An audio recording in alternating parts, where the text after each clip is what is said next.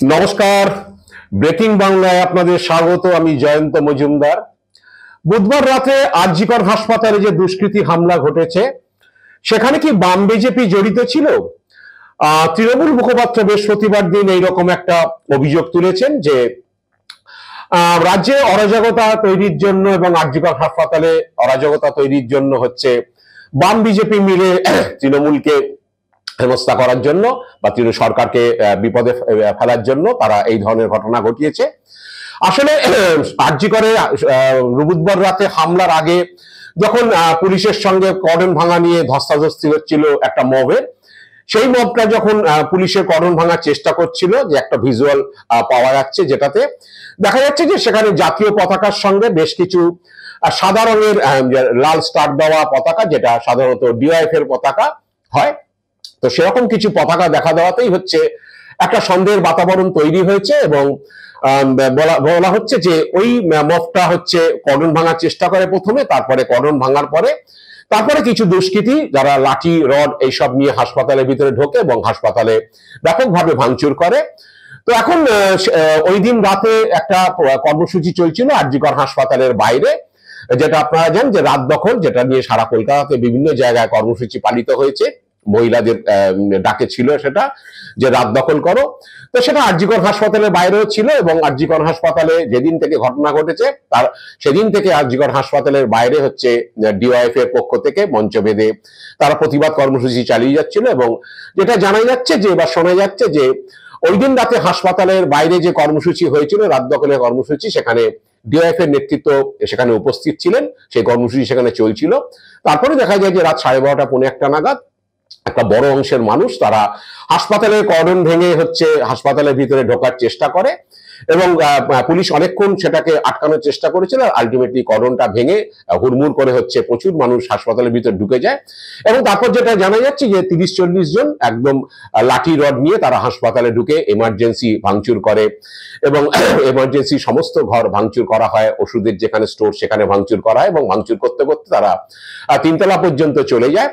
তো এই ঘটনার পরে বৃহস্পতিবার দিন কুণাল ঘোষ অভিযোগ করেছেন যে এটা হচ্ছে বাম বিজেপির কাজ এবং তারাই হচ্ছে অরাজকতা তৈরি করার জন্য তারা এই ধরনের ঘটনা ঘটাচ্ছে এবং ডে ওয়ান থেকেই তারা চেষ্টা চালিয়ে যাচ্ছে এবং এই দিন হচ্ছে এইসব ঘটনা তারা ঘটিয়েছে। যদিও বৃহস্পতিবার বিকালে একটি সংবাদ মাধ্যমকে সিপিএম এর যে সেই ছবি, সেই ভিজুয়াল তারা দেখিয়েছে, যেখানে জাতীয় পতাকার সঙ্গে ডিওএফ এর পতাকা তারা সেটা মার্কিং করে দেখিয়েছে যে তারা সেই উঠছে এবং যখন কর্ডন ভাঙা হচ্ছে তখন সেই পতাকা সেখানে দেখা গেছে।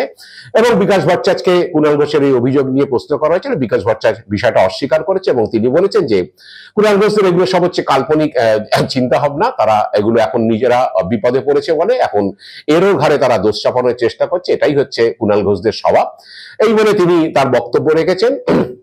তো এখন জানি না সেটা সত্যি সত্যি ওই ঝান্ডা ডিওএফ এর কিনা, সেটা বা যে মবের মধ্যে কেউ তুলেছে কিনা বা এটা পরিকল্পিতভাবে সেখানে ডিওএফ এর ঝান্ডা আনা হয়েছে কিনা, এগুলো বিস্তর তদন্তের বিষয়।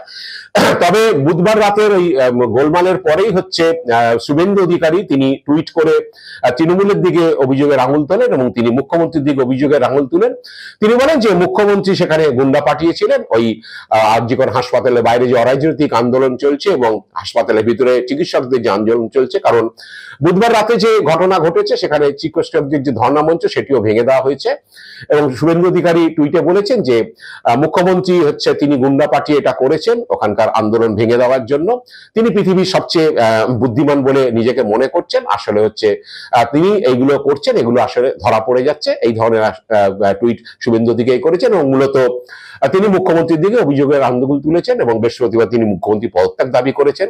বুধবারের ঘটনার পরে, রাত্রেবেলা ভাঙচুরের ঘটনার পরে অভিষেক বন্দ্যোপাধ্যায় তিনিও টুইট করেছিলেন এবং তিনি বলেছিলেন যে যারা এই ঘটনা ঘটিয়েছে তাদেরকে 24 ঘন্টার মধ্যে তাদের বিরুদ্ধে অ্যাকশন নিতে হবে, লিগাল অ্যাকশন নিতে হবে এবং কোনো রাজনৈতিক রং না দেখেই হচ্ছে অ্যাকশন নিতে হবে। এবং তিনি বলেছেন যে একজন জনপ্রতিনিধি হিসাবে তিনি পুলিশ কমিশনারের সঙ্গে কথা বলেছেন এবং রাজনৈতিক রং না দেখেই হচ্ছে দুষ্কৃতীদের গ্রেপ্তার করতে হবে, কারণ চিকিৎসকরা যে আন্দোলন করছে সেই দাবি তাদের ন্যায্য এবং সরকারের উচিত তাদেরকে নিরাপত্তা দেওয়া, সেই জন্য তিনি পুলিশ কমিশনারকে অনুরোধ করেছেন, এই বলে তিনিও টুইট করেছেন।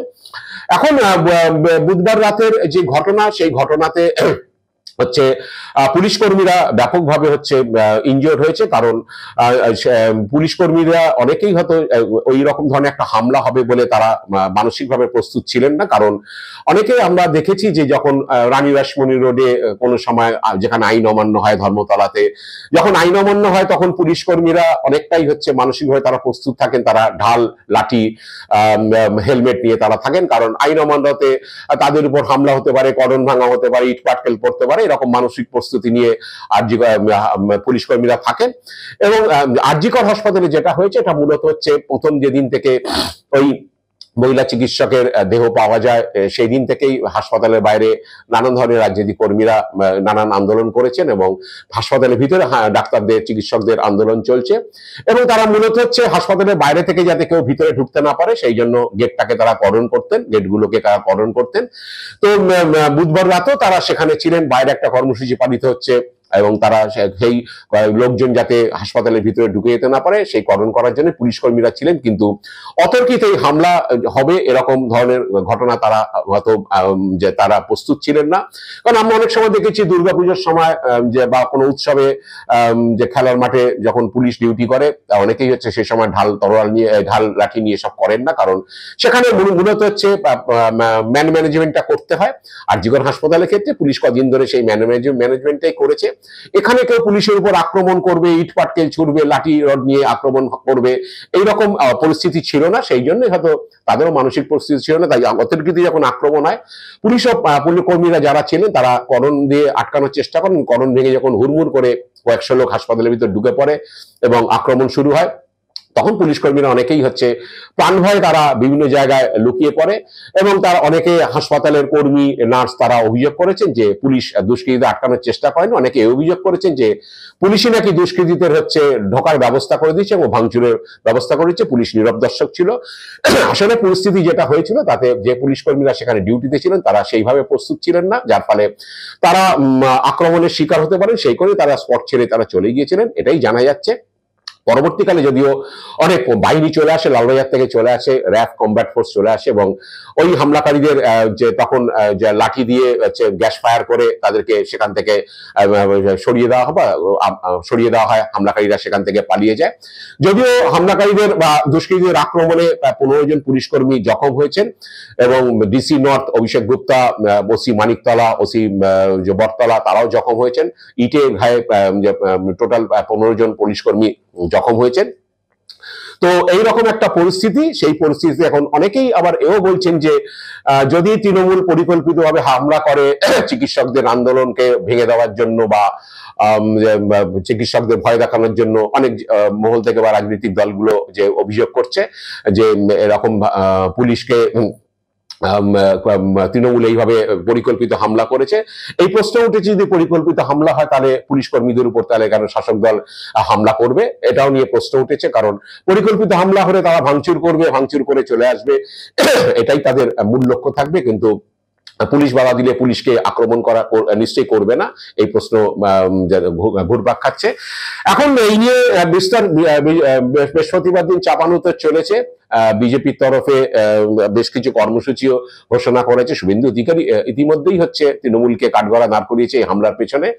সিপিএমও বলেছে যে এইভাবে হাসপাতালের হামলা হচ্ছে সরকারের ব্যর্থতার কারণ, আর যেভাবে আন্দোলনের চাপ বাড়ছে তাতে তৃণমূল সরকার ব্যতিব্যস্ত হয়ে পড়েছে, তারা দিশাহারা হয়ে পড়েছে, এই সব ধরনের কথাবার্তা সকলেই বলছেন। এখন বিজেপি শুক্রবার দিন কর্মসূচি ডেকেছে, এসওসি শুক্রবার দিন 12 ঘন্টা সাধারণ ধর্মঘট ডেকেছে, বিজেপি রাস্তার উপর কর্মসূচি নিচ্ছে শুক্রবার দিন, এবং মুখ্যমন্ত্রী বাড়ির দিকে মশাল মিছিল করবে বলে তারা জানিয়েছেন।